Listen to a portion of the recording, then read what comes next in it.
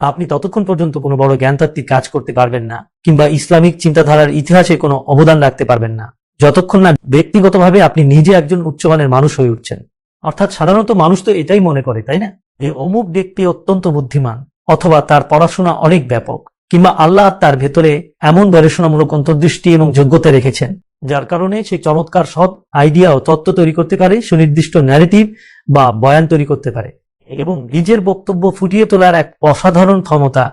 দক্ষতা ও শক্তি তার ভেতরে রয়েছে। তা আমার মনে হয় আল্লাহর এই যে দিন,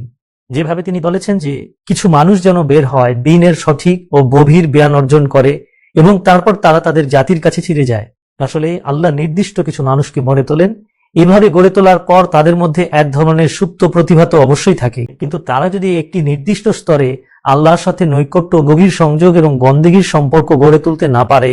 তবে তাদের সেই প্রতিভার বিকাশ কখনোই ঘটতে পারে না।